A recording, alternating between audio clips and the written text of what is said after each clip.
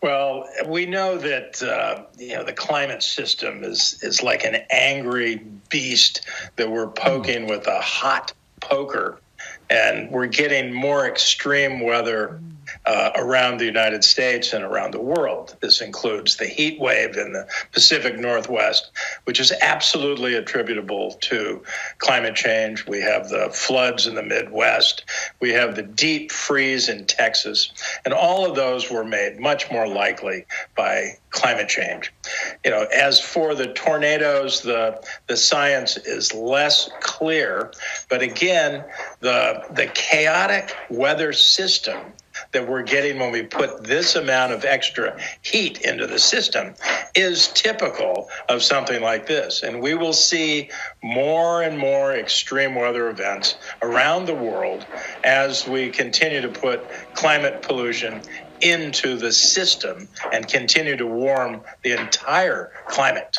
They're absolutely increasing. I mean, and hurricanes are another part. So, again, when you warm up the ocean, you put more heat into the hurricanes. And so we're absolutely clear about that. And we've seen devastating hurricanes the last decade. And again, what we're seeing today is the preview of tomorrow. And I'm very happy to see the citizens of these states coming together to help each other clean up. I mean, this is the kind of solidarity we need to address climate change itself. We need this cooperation among citizens of goodwill who are moving away from the cultural wars and saying, we can't tolerate this kind of chaotic weather system.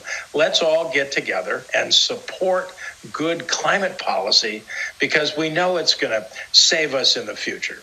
Well, first of all, those estimates of the future cost are woefully underappreciating what's going to happen. Climate chaos is going to cost a lot more money. I think it's impossible to calculate the financial cost.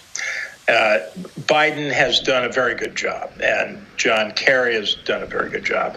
They have helped redefine climate architecture in the United States and globally by doing the following. First, they've said, we have to limit warming to no more than 1.5 degrees, and we're already at 1.2 degrees Celsius. So we got to slam on the brakes right now. Second, they've said we need to make this the decade of action to 2030. It's not enough to say we'll be carbon neutral in 2050. This is the moment for action.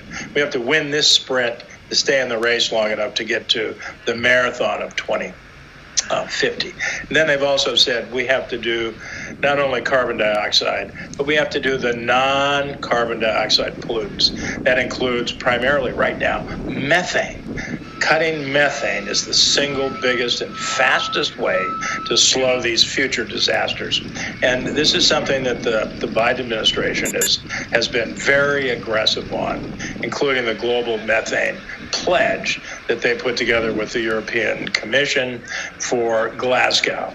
And then finally, what they've done is President Biden has hosted 2 meetings with heads of state in the Major Economies Forum.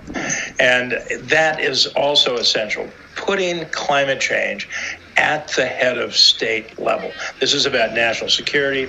It's about economic security. I mean, indeed, it's about protecting civilization.